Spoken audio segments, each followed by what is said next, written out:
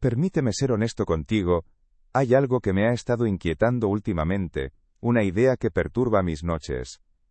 Como físico teórico, crecí devorando a Asimov y a Carl Sagan. La idea de ciudades en Marte no era una cuestión de sí, sino de cuándo. Pero cuando cambias las novelas por la física de partículas y la termodinámica, una verdad incómoda comienza a emerger.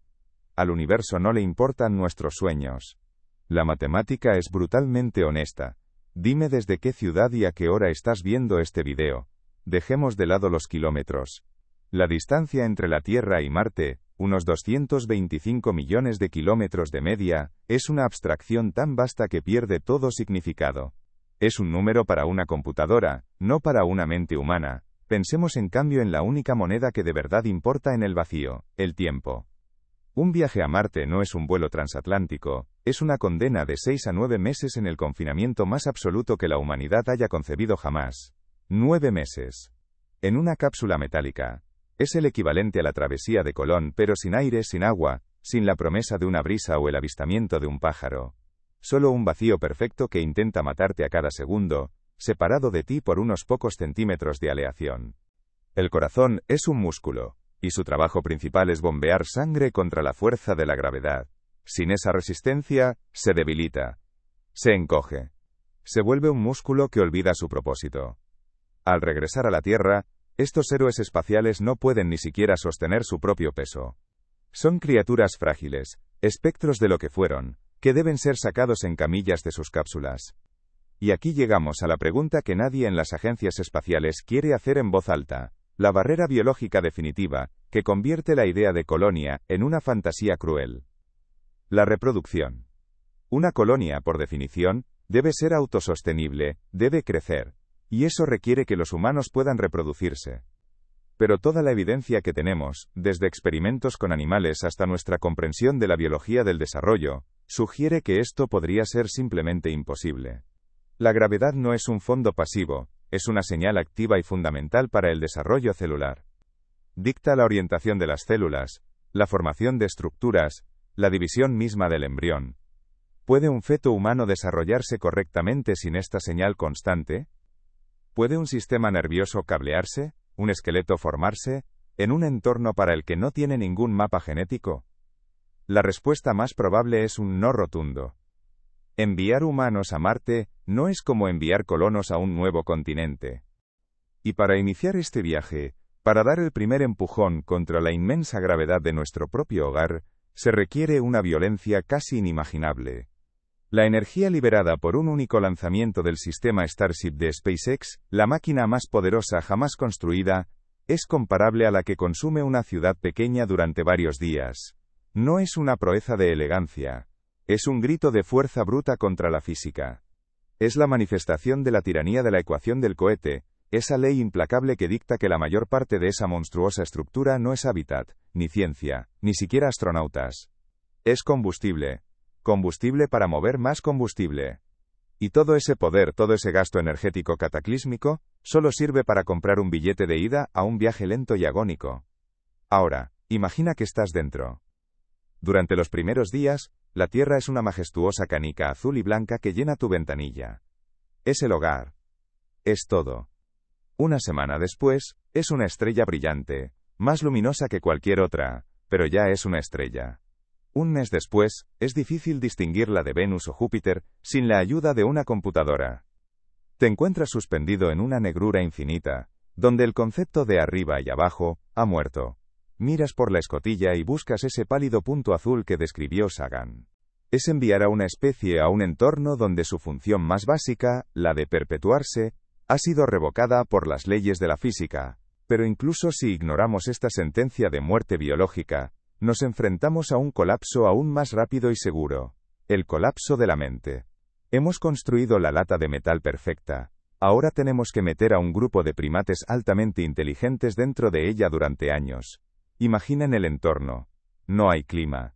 No hay amaneceres ni atardeceres reales. No hay olor a tierra mojada después de la lluvia. No hay viento en la cara. Cada metro cúbico de aire que respiras es reciclado, pasado por filtros y máquinas cuyo zumbido constante es la banda sonora de tu existencia. Cada gota de agua que bebes es el sudor y la orina procesados de tus compañeros. La vista desde tu ventana no es un paisaje cambiante, sino un vacío negro, infinito y hostil, salpicado de estrellas que no titilan, que te observan con una frialdad absoluta. Y en ese vacío, un pequeño punto azul pálido, un recordatorio constante de todo lo que has perdido, y a lo que nunca podrás volver rápidamente. El aislamiento es total. Pero el verdadero terror psicológico proviene del retraso en la comunicación. Cuando estás en órbita terrestre baja, la comunicación es instantánea. Y ahí está. Un píxel. Toda la historia humana, cada guerra, cada poema, cada nacimiento, cada acto de amor y de odio, está contenido en ese punto de luz, insignificante. Y tú estás aquí fuera. Solo. Completamente solo. No hay vuelta atrás. No hay rescate. La ayuda, en el mejor de los escenarios, está a 1 año y medio de distancia. Un simple apendicitis es una sentencia de muerte. Un fallo en el reciclador de agua es una sentencia de muerte. Una fuga de aire es una sentencia de muerte. Esto no es una aventura. Es una hoja de cálculo de riesgos inaceptables. La escala del sistema solar no es simplemente grande. Es activamente hostil a nuestra biología y a nuestra tecnología. Las películas nos muestran naves elegantes que cruzan el sistema solar en un fin de semana, con gravedad artificial y vistas panorámicas. La realidad es una lata de metal, impulsada por una explosión controlada, arrastrándose a través de un vacío mortal durante la mayor parte de 1 año, mientras sus ocupantes ven desvanecerse el único mundo para el que fueron diseñados. Esta es la humillación matemática. Es la primera pared con la que chocan nuestros sueños. Y apenas hemos empezado a contar los problemas. La diferencia de escala es aterradora. Si te interesa entender la matemática real que se esconde detrás de la propaganda y el optimismo ciego, considera suscribirte. En la Luna, hay un retraso de poco más de 1 segundo. Es manejable. Pero en Marte, la distancia es tan vasta, que la luz misma, el límite de velocidad del universo, tarda entre 4 y 22 minutos en hacer un viaje de ida. Esto significa que no hay conversaciones. No hay diálogo. Hay monólogos. Envías un mensaje a tu familia, un reporte a control de misión, y luego esperas. Esperas en un silencio absoluto durante 20 minutos la respuesta. Tu grito de pánico, tu declaración de amor, tu pregunta técnica crítica, viajará durante 20 minutos a la velocidad de la luz para llegar a un oído humano. La respuesta, si es que hay una, tardará otros 20 minutos en volver. En esos 40 minutos de ida y vuelta, estás fundamentalmente solo en el universo. Es una amputación psicológica de la especie humana. Ningún entrenamiento, ninguna simulación, puede prepararte para esa desconexión fundamental. Ahora, pongan a un pequeño grupo de personas en esta caja sensorialmente depravada, físicamente decadente, y comunicativamente aislada. Al principio, son los mejores, los más estables, la élite de la humanidad. Pero los meses se convierten en años. Las pequeñas manías de tus compañeros, el sonido que hace uno al comer, la forma en que otro tararea, se magnifican hasta convertirse en torturas insoportables. Aquí no vendemos sueños. Miramos los números en crudo. Dejamos a nuestros astronautas en la más profunda de las soledades, a la deriva en un silencio que grita, donde la Tierra se ha convertido en un recuerdo azul y distante. Hemos hablado del vacío, de la soledad aplastante que puede quebrar la mente más fuerte. Pero hay un terror, que no necesita del silencio para manifestarse. Un enemigo que no se ve, no se oye y nunca descansa. Un enemigo que ya está dentro de la nave, que ya está dentro de ti. Olvídate de los monstruos con garras y dientes. El verdadero villano del cosmos es una tormenta invisible y eterna. Se llama radiación cósmica galáctica. No son simples rayos de luz. Son los núcleos desnudos de átomos pesados, hierro, níquel, lanzados a través de la galaxia por supernovas que explotaron hace millones de años. Han viajado eones a través del espacio profundo, acelerados casi a la velocidad de la luz. Son, en esencia, proyectiles de cañón subatómicos. Y tu nave, esa maravilla de la ingeniería, no es más que una delgada lámina de papel de aluminio frente a ellos. Aquí en la Tierra, vivimos al amparo de una fortaleza invisible. Un castillo cósmico. Nuestro campo magnético, la magnetosfera, es la muralla que desvía esta lluvia incesante de muerte. No puedes salir a caminar para despejarte. No puedes ir a otra habitación y cerrar la puerta. Estás atrapado. La jerarquía de mando se erosiona bajo la presión constante. Las disputas triviales se convierten en crisis existenciales. La paranoia se instala. ¿Está el sistema de soporte vital funcionando correctamente? ¿Ese ruido es nuevo? ¿Confío en la persona que está a mi lado para reparar el purificador de oxígeno del que depende mi vida? Esto es la claustrofobia psicológica. No se trata del espacio físico, sino de la ausencia de escape mental. Cada día es idéntico al anterior. La misma comida, las mismas caras, las mismas tareas, el mismo zumbido de fondo. La mente humana, que evolucionó para procesar un flujo constante de estímulos nuevos y aleatorios, empieza a devorarse a sí misma en la monotonía. Y por debajo de todo, la conciencia helada de que no hay rescate. Si algo sale catastróficamente mal, la ayuda no está a unas horas o días de distancia. Está a un mínimo de 9 meses, y eso si hay una misión de rescate lista para despegar en el momento exacto, lo cual es logísticamente imposible. Una falla crítica no es un accidente. Es una lenta sentencia de muerte a 200 millones de kilómetros de casa. Estás viendo tu propio mausoleo flotar por el sistema solar. Nuestra atmósfera es el foso y los soldados en la almena. Durante 3.000 millones de años, la vida ha evolucionado dentro de esta burbuja de seguridad. Cada célula de tu cuerpo está calibrada para esta paz. Salir de la magnetosfera es como abandonar esa fortaleza medieval durante un asedio que lleva activo desde el principio de los tiempos, vistiendo nada más que tu propia piel. La partícula de radiación no pide permiso. Atraviesa el casco de la nave como si no existiera, atraviesa tu traje espacial, y luego, atraviesa tu carne. No la sientes. No hay calor, no hay impacto. Es un fantasma que pasa a través de ti.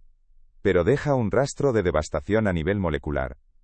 Imagina una bala diminuta, increíblemente rápida, que no se detiene en tu piel. Perfora tus células una por una. Su objetivo principal es el núcleo de esas células, donde reside la esencia de lo que eres, tu código genético, el ADN.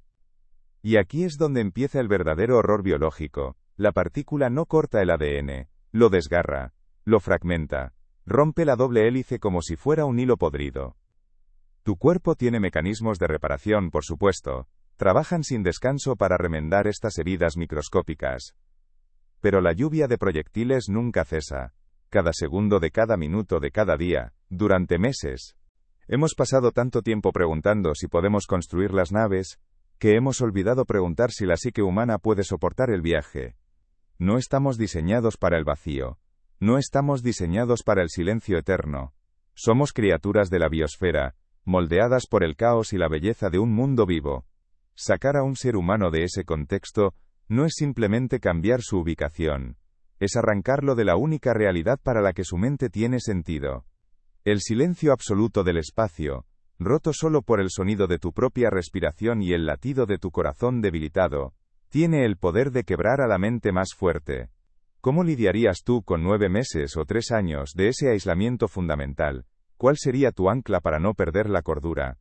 Comparte tu estrategia mental en los comentarios, porque esta es una pregunta que va más allá de la ingeniería. Es una pregunta sobre la naturaleza misma de la conciencia. Hemos hablado del cuerpo, hemos hablado de la mente, hemos detallado cómo la física del espacio desgarra el tejido mismo de nuestra biología. Pero supongamos por un momento, solo por un momento, que pudiéramos resolverlo. Imaginemos una píldora mágica contra la radiación, y un exoesqueleto que anule la pérdida ósea. Aún así, nos estrellaríamos contra una pared mucho más mundana, mucho más frustrante, y en última instancia, mucho más insuperable. El sistema de reparación se ve abrumado. Empieza a cometer errores. Conecta hebras que no deberían estar conectadas. Deja huecos. Y cada error es una mutación. Una mutación en una célula de la piel puede convertirse en un melanoma. Una mutación en la médula ósea. En una leucemia. La radiación no te quema. Siembra las semillas del cáncer en cada órgano de tu cuerpo, y luego las riega pacientemente durante todo el viaje. Es una sentencia de muerte a cámara lenta, escrita en tu propio código genético. Pero el daño va mucho más allá del cáncer. Estas partículas son particularmente crueles con el sistema nervioso central. Tus neuronas. Esas células no se regeneran. Cuando una de estas balas subatómicas atraviesa tu cerebro, apaga neuronas para siempre. Al principio, no lo notarás. Pero el efecto es acumulativo. La memoria a corto plazo empieza a fallar. La capacidad de concentración se disuelve. Los procesos cognitivos complejos se vuelven una niebla. Es el equivalente a inducir una enfermedad neurodegenerativa, una especie de Alzheimer acelerado por la física del cosmos. El astronauta que llega a Marte no es el mismo que salió de la Tierra, no solo psicológicamente sino neurológicamente. Parte de su mente ha sido literalmente borrada por el universo. Y luego están los ojos. El nervio óptico es exquisitamente sensible. Esa pared no está en el espacio. Está aquí mismo, en la Tierra. Es la pared de la logística, el dinero y la burocracia. Es el baño de agua fría económico. La exploración espacial, en su forma más pura, no es una conversación sobre naves, sino sobre masa. Cada gramo que quieres enviar a Marte requiere una cantidad obscena de energía, y por lo tanto de combustible. Esta relación no es lineal, es exponencial. Es una ley tiránica e innegociable dictada por la ecuación del cohete de Tsiolkovsky. Déjenme ser claro. La mayor parte de un cohete no es la nave, ni la tripulación, ni la carga. La mayor parte de un cohete es combustible para levantar más combustible. Veamos el pináculo del ingenio humano, el cohete que nos llevó a la Luna, el Saturno V. Una bestia de 3.000 toneladas. De esas 3.000 toneladas, el 95%, 2.850 toneladas, era propelente. Pura energía química. La carga útil real que llegó a la órbita lunar fue de apenas 45 toneladas, piensen en esa proporción. Por cada kilo de equipo que llegó a la Luna, se necesitaron más de 60 kilos de cohete y combustible en la plataforma de lanzamiento. Ahora, apliquen esa matemática brutal no a una pequeña cápsula para 3 hombres, sino a los millones de toneladas de hábitats, reactores nucleares, maquinaria pesada, piezas de repuesto, sistemas de soporte vital, y alimentos necesarios para una colonia autosuficiente. Los astronautas en órbita baja, todavía bajo una protección parcial, reportan ver destellos de luz con los ojos cerrados. Son estas partículas atravesando su retina. En el espacio profundo, estos destellos se vuelven constantes. Es el sonido de tu visión siendo destruida, partícula a partícula, hasta que la catarata inducida por radiación te roba la ventana al universo. Hablemos con la frialdad de los números, para que entiendas la escala de esta agresión. Medimos el impacto biológico de la radiación en una unidad llamada sievert. Un viaje de ida y vuelta a Marte expondría a un astronauta a aproximadamente un sievert completo. Para que te hagas una idea, esa es la dosis máxima permitida para toda la carrera profesional de un astronauta de la NASA. La consumirían en una sola misión. Es el equivalente a recibir 5.000 radiografías de tórax directamente en el cuerpo. Imagina entrar a un hospital y que te sometan a 5.000 radiografías una tras otra, sin descanso. Esa es la dosis base. Con esa exposición, el riesgo de morir de cáncer a lo largo de tu vida aumenta en un 5%. Parece poco, pero es como añadir una bala extra a un revólver en un juego de ruleta rusa, que estás obligado a jugar. No hay dónde esconderse. La ecuación no se dobla, se rompe. El coste no se vuelve astronómico, se vuelve una fantasía. Y aquí es donde la conversación abandona la física limpia, y entra en el desordenado mundo de la política y la economía. La gente a menudo pregunta, con una nostalgia comprensible, ¿por qué no podemos simplemente construir otro Saturno V? La respuesta es dolorosa, porque hemos desaprendido cómo hacerlo. La NASA no tiene los planos de fabricación activos. Las miles de empresas subcontratistas que construyeron cada válvula y cada transistor, ya no existen o no tienen esas líneas de producción. Los ingenieros que lo diseñaron con reglas de cálculo y experiencia práctica, están retirados o han fallecido. Construir un Saturno V hoy, no sería una simple reimpresión. Sería un proyecto de arqueología industrial, un intento de resucitar un conocimiento perdido, y costaría mucho más que el original. Nos hemos vuelto una civilización que olvida sus propias hazañas, atrapada en ciclos de financiación, cambios de administración política y comités que debaten durante años lo que antes se ejecutaba en meses. El programa Apolo no fue un producto de la burocracia, fue una anomalía histórica impulsada por el miedo existencial de la Guerra Fría. Ese miedo se ha ido, y con él, la voluntad política para mover montañas. Imaginemos que superamos esto. La blindaje necesaria para detener estas partículas tendría que tener metros de espesor de agua o plomo, una masa que la tiranía de la ecuación del cohete hace simplemente imposible de lanzar. No es un problema de ingeniería que estemos a punto de resolver, es una barrera fundamental de la física. Así que la verdad es esta. El espacio interplanetario no está vacío. Está lleno de un veneno que descompone la vida basada en el carbono. Un veneno que te deshará desde dentro hacia afuera, reescribiendo tus células con el lenguaje del caos y la enfermedad, mientras te roba tus recuerdos y tu visión. Es una forma brutal y silenciosa de morir. Sabiendo esto, con esta certeza física, no con la fantasía de la ciencia ficción, te pregunto directamente, quiero que seas honesto. No conmigo, sino contigo mismo, sabiendo que tu cuerpo será sistemáticamente deshecho a nivel molecular, ¿aún te ofrecerías como voluntario para esta misión? La respuesta, déjala en los comentarios. El veneno, entonces, es invisible. No tiene sabor, ni olor. Pero impregna cada centímetro cúbico del espacio una vez que abandonamos el útero protector de la magnetosfera terrestre. Balas de cañón subatómicas que no buscan destruir la nave, sino que la atraviesan para reescribir el código de la vida en su interior, para freír las sinapsis que albergan nuestros recuerdos y nuestra consciencia. Imaginemos que un gobierno global financia el proyecto. Ahora enfrentamos la tiranía de la distancia. La gente habla de vivir de la Tierra en Marte, de usar los recursos locales, el famoso ISRU. Suena bien en una presentación de PowerPoint. La realidad es que las máquinas para extraer agua del regolito, o para fabricar oxígeno son, ellas mismas, piezas de tecnología increíblemente complejas y pesadas que deben ser diseñadas, construidas, probadas, y, lo más importante, enviadas desde la Tierra. No puedes construir una fábrica de microchips en Marte hasta que hayas enviado una fábrica de microchips a Marte, junto con toda la cadena de suministro industrial que la soporta. Es un problema sin solución. La cadena de suministro se convierte en la vulnerabilidad fatal. Piensen en una base en la Antártida, el lugar más aislado de nuestro planeta. Ahora, imaginen que la entrega de un simple tornillo o un paquete de antibióticos, en lugar de tardar semanas, tarda un mínimo de 9 meses. Y eso es solo si la ventana de lanzamiento entre la Tierra y Marte está abierta. Si no lo está, la espera puede ser de más de 2 años. Y el coste de enviar ese tornillo no es el de un paquete postal. Es el coste de un yate de lujo. En este escenario, un filtro de agua que se rompe no es un inconveniente.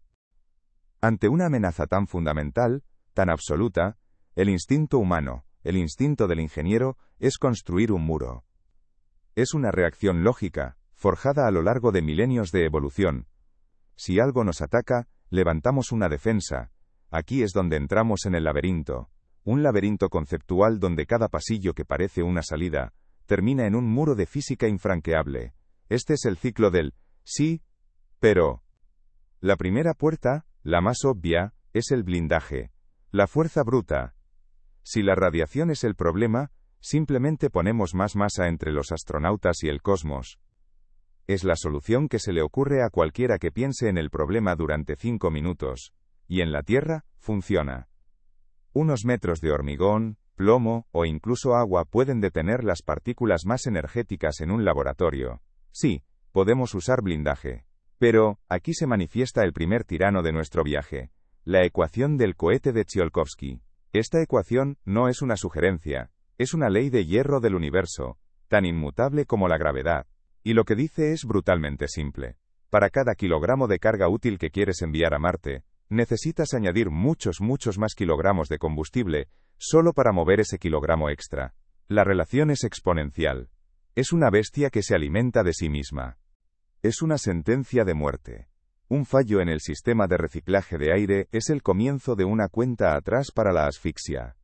No hay plan B. No hay una misión de rescate que pueda llegar a tiempo. La ayuda está, en el mejor de los casos, a 200 millones de kilómetros de distancia. Esto nos lleva a la pregunta final, la más incómoda de todas. El coste estimado de una sola misión tripulada a Marte, una sola, se sitúa entre 500.000 millones y $1 billón. $1 trillón. Con esa suma de dinero, podríamos resolver la crisis mundial del agua. Podríamos financiar la transición completa a energías limpias durante una década. Podríamos erradicar múltiples enfermedades que matan a millones de personas en los países en desarrollo. La pregunta entonces deja de ser, ¿podemos ir? La pregunta se convierte en, ¿debemos ir? ¿Es moralmente defendible gastar una fortuna que podría salvar innumerables vidas aquí en la Tierra para enviar a un puñado de personas a una muerte casi segura en un planeta estéril, todo para satisfacer un sueño romántico alimentado por la ficción? Es frustrante, lo sé. Es frustrante ver cuánto potencial humano, y cuántos recursos se han evaporado en la inercia burocrática y en proyectos que sirven más a los contratos políticos que al avance genuino de la ciencia. Para proteger eficazmente una pequeña cápsula para 4 tripulantes de la radiación cósmica galáctica más dañina, no estamos hablando de una fina capa de aluminio. Estamos hablando de metros de material. Se ha calculado que un blindaje de agua, uno de los materiales más eficientes, necesitaría un grosor de varios metros, rodeando completamente el habitáculo. Imagínese una esfera de agua de 10 metros de diámetro con una pequeña cabina en el centro. La masa de esa agua sería de cientos de toneladas. Ahora, aplique la ecuación del cohete. Para lanzar cientos de toneladas en una trayectoria hacia Marte, no necesitas un cohete más grande. Necesitas un monstruo inconcebible, una estructura que haría que el Saturno V pareciera un juguete. La cantidad de combustible requerida aumentaría de forma tan astronómica que el cohete de lanzamiento tendría que tener el tamaño de un rascacielos, con el 95% de su masa, siendo solo combustible para quemar más combustible. La solución al problema de la radiación crea un problema de propulsión que es, literalmente, órdenes de magnitud más difícil de resolver. Es como intentar salvar a un hombre que se ahoga lanzándole un ancla de acorazado. La solución es más letal que el problema original. Cada kilogramo de blindaje que añadimos nos ancla con más fuerza a la Tierra. La ambición de explorar está en nuestro ADN, pero la sabiduría para elegir nuestras batallas debería estar en nuestro cerebro. Si estás de acuerdo en que nuestro enfoque debería estar en la ciencia real, en resolver los problemas fundamentales, y no en los desfiles políticos que consumen nuestros recursos, deja tu me gusta. Porque el mayor obstáculo para llegar a las estrellas podría no ser la física del espacio, sino la disfuncionalidad de nuestra propia especie. Hemos desmantelado el cohete, pieza por pieza, hemos analizado la biología, célula por célula, y hemos calculado la logística, dólar por dólar. La conclusión de la física es brutal, es un muro de ecuaciones que nos dice no. Pero por un instante, dejemos de lado la tiranía de Tsiolkovsky y la crueldad de la radiación. Supongamos que encontramos una solución de ingeniería, un truco, una brecha en las leyes que nos gobiernan. Supongamos que podemos ir. Esto nos lleva más allá de la física y la ingeniería, nos arroja de cabeza al abismo de la ética. Porque la pregunta deja de ser ¿podemos? Y se transforma en la mucho más pesada y peligrosa, ¿debemos? No estamos hablando de astronautas en una misión de 2 años, que regresan a casa para recibir medallas y escribir libros.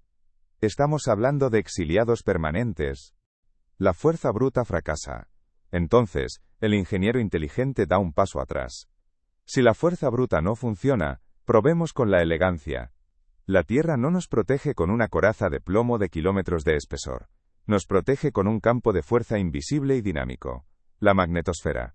Desvía las partículas cargadas en lugar de detenerlas. Es una solución sublime. La pregunta es obvia. ¿Podemos construir una magnetosfera en miniatura para una nave espacial? Sí, en teoría podemos generar campos magnéticos. La tecnología existe. Podríamos envolver la nave en bobinas superconductoras y crear una burbuja magnética que desvíe las partículas cósmicas, igual que lo hace la Tierra. Es una idea sacada directamente de la ciencia ficción, pero anclada en la física real. Pero, el segundo tirano, la termodinámica, entra en escena. Para generar un campo magnético lo suficientemente potente como para desviar núcleos de hierro, viajando casi a la velocidad de la luz, se necesita una cantidad de energía colosal y constante. Sus paneles solares, que ya son ineficientes a la distancia de Marte, no servirían ni para empezar. La única fuente de energía conocida que podría proporcionar esa potencia de forma continua durante meses en un paquete relativamente pequeño, es un reactor de fisión nuclear. Así que ahora, en nuestra nave, hemos instalado un reactor nuclear compacto. Individuos que firman un contrato para una vida en un entorno diseñado activamente para desmantelarlos. Una vida donde sus huesos se disolverán lentamente en su propio torrente sanguíneo, donde su corazón se debilitará hasta convertirse en un músculo perezoso, donde sus mentes estarán perpetuamente bajo el asedio de partículas subatómicas que deshilachan sus neuronas y siembran las semillas de la demencia y el cáncer. Y la pregunta más tabú de todas, la que nadie quiere hacer en voz alta en las conferencias de prensa, la descendencia. Toda la idea de colonización se basa en la premisa de la autosuficiencia, y eso implica la reproducción. ¿Es moralmente defendible concebir una nueva generación de seres humanos en un entorno de 0,38 gramos, sin tener la menor idea de si un feto puede desarrollarse correctamente, si un corazón puede formarse para bombear sangre en un mundo sin el peso al que nuestra biología está anclada? ¿Qué tipo de existencia estaríamos creando? ¿Una generación condenada desde el nacimiento a una fragilidad que ni siquiera podemos comprender? Se nos vende este sueño como el próximo gran salto para la humanidad. Pero, ¿es progreso enviar a nuestros mejores y más brillantes a una vida de degradación física garantizada?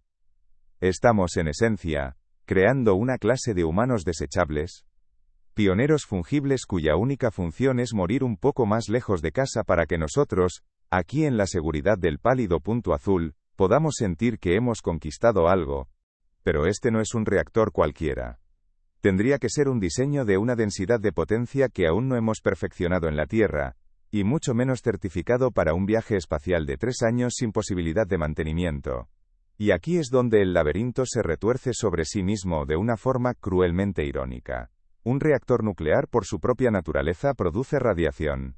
No solo la radiación residual del combustible, sino un torrente constante y letal de neutrones y rayos gamma de alta energía mientras está en funcionamiento. Usted ve la paradoja. Para protegernos de la radiación que viene de fuera, hemos colocado una fuente de radiación aún más intensa dentro de nuestra propia nave.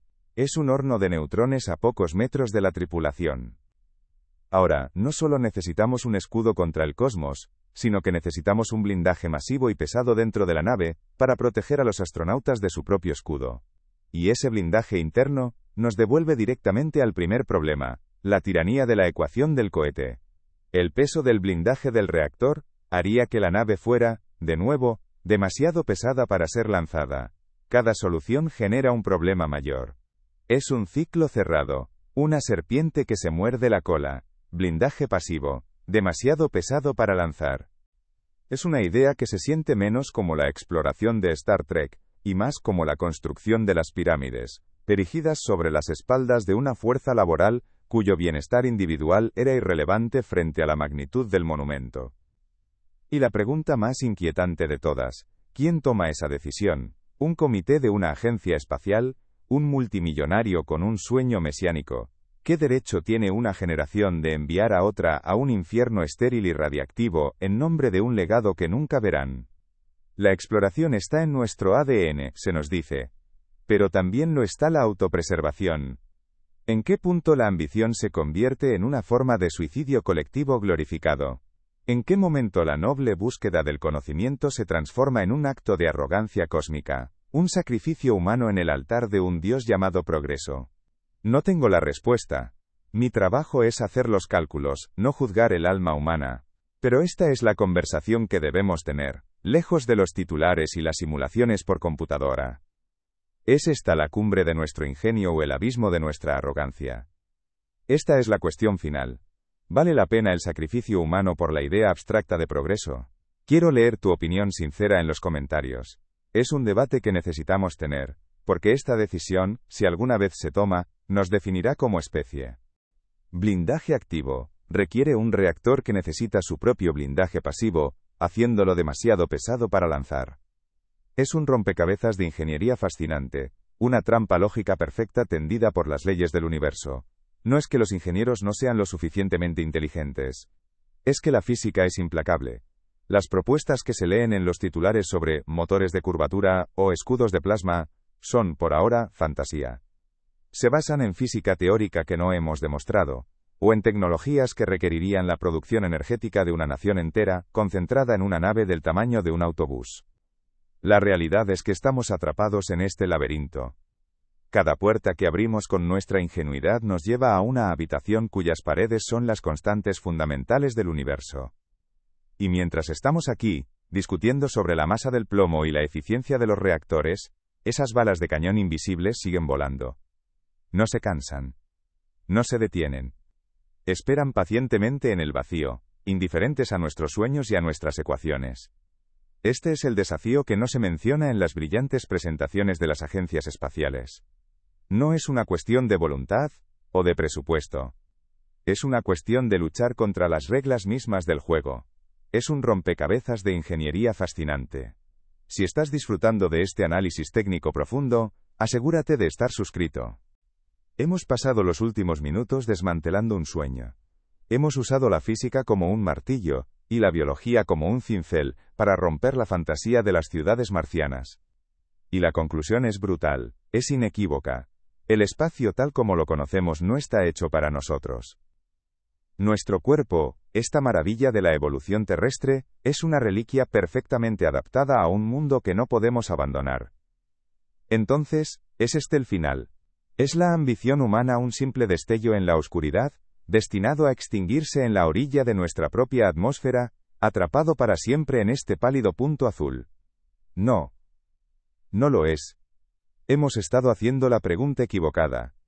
Durante todo este tiempo, la pregunta ha sido, ¿cómo podemos enviar a este frágil cuerpo de carbono y agua a las estrellas? La verdadera pregunta es, ¿en qué debemos convertirnos para merecerlas? La imposibilidad de la que he hablado, la radiación que desgarra el ADN, la gravedad que disuelve los huesos, todo eso se aplica solo al Homo sapiens 1,0. Nuestra biología actual es el software perfectamente diseñado para un solo planeta, es un software obsoleto para una ambición que abarca el cosmos. El futuro de nuestra expansión no se escribirá con naves llenas de cuerpos vulnerables que enferman y mueren. Se escribirá en código. Tenemos muchos otros misterios de la física que resolver juntos. Y lo más inquietante es que, incluso si una mente brillante encontrara mañana una salida a este laberinto de la radiación, solo habríamos resuelto el problema del viaje. Solo habríamos ganado el derecho a enfrentarnos a un conjunto de horrores completamente nuevos que nos esperan en el destino. Porque el problema no es solo cómo sobrevivir al viaje, el problema es qué le sucede a un cuerpo diseñado para la Tierra cuando se le obliga a vivir en otro mundo. Hemos chocado contra el muro de la física de partículas y la termodinámica. Hemos visto cómo nuestras mejores ideas de ingeniería para protegernos del cosmos se desmoronan bajo el peso implacable de la ecuación del cohete. Cada solución que proponemos para el veneno invisible de la radiación crea un problema de masa que nos ancla a la Tierra con más fuerza.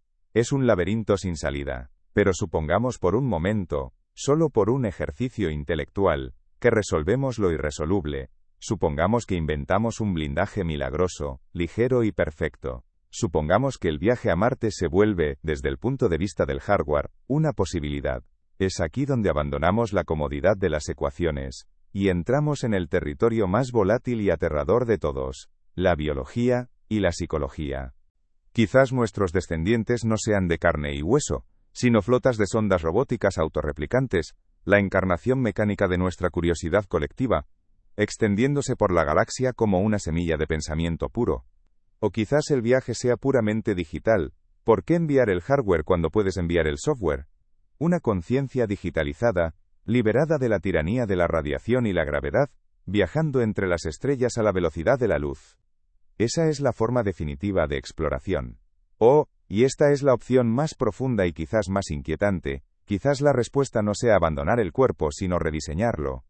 La ingeniería genética para crear una nueva rama de la humanidad, un asterisco, Homo sapiens asterisco, una especie con ADN autorreparable, resistente a la radiación, con huesos que no se disuelvan en microgravedad, una especie nacida no en la Tierra, sino para las estrellas. La ambición humana no muere, se transforma. El físico Nikolai Kardashev propuso una escala para medir el avance de una civilización por su uso de la energía. Una civilización tipo 1 domina los recursos de su planeta. Una tipo 2, la energía de su estrella. Una tipo 3, la de su galaxia entera. Hemos estado estancados, pensando como una civilización planetaria, que quiere hacer un viaje de fin de semana. Dejamos de hablar de la máquina para hablar del fantasma que la habita. Y déjenme ser claro. Este problema es infinitamente más complejo que proteger un circuito integrado de un protón perdido. Porque el cuerpo y la mente humana no son hardware. Son software biológico escrito durante 3.000 millones de años con una sola directiva: sobrevivir en el planeta Tierra. Y únicamente en el planeta Tierra. Fuera de la cuna de un G de gravedad, Nuestro software biológico entra en un estado de pánico silencioso. Se autodestruye. Ya mencioné la pérdida de masa ósea, pero quiero que visualicen lo que eso significa. No es un simple debilitamiento. Es el cuerpo desmantelándose activamente. Nuestros huesos, diseñados por la evolución para luchar contra un tirón constante hacia el centro de la Tierra, comienzan a disolverse en la microgravedad o en la gravedad parcial de Marte. El calcio se filtra de nuestra estructura y viaja por el torrente sanguíneo, como si el cuerpo decidiera que el esqueleto es un lujo innecesario, en un entorno donde no hay peso que soportar. Cada mes en el espacio, un astronauta sufre la degradación ósea, equivalente a la de una mujer anciana con osteoporosis severa durante un año entero. Los músculos se atrofian, por supuesto, pero es el corazón el que presenta una de las traiciones más sutiles. Pero el salto a una civilización tipo 2 o 3 no es un problema de ingeniería de cohetes. Es un problema de evolución. Requiere trascender las limitaciones que nos hicieron humanos en primer lugar. Miren al cielo nocturno. No es una barrera. Es una invitación. Cada punto de luz es un recordatorio de que el universo no nos es hostil, simplemente es indiferente. Y en esa indiferencia yace el desafío más grande y la promesa más gloriosa. Nuestro destino no es plantar banderas en suelos muertos, sino convertirnos en algo nuevo, algo vasto, algo digno de la inmensidad que nos rodea. El sueño de las estrellas no ha muerto, simplemente nos está pidiendo que despertemos a una nueva realidad de lo que significa ser humano. Lo imposible es solo un estado temporal de la ingeniería y la biología. Si quieres seguir explorando las fronteras de la realidad con nosotros, activa las notificaciones. El universo es vasto, y apenas estamos comenzando.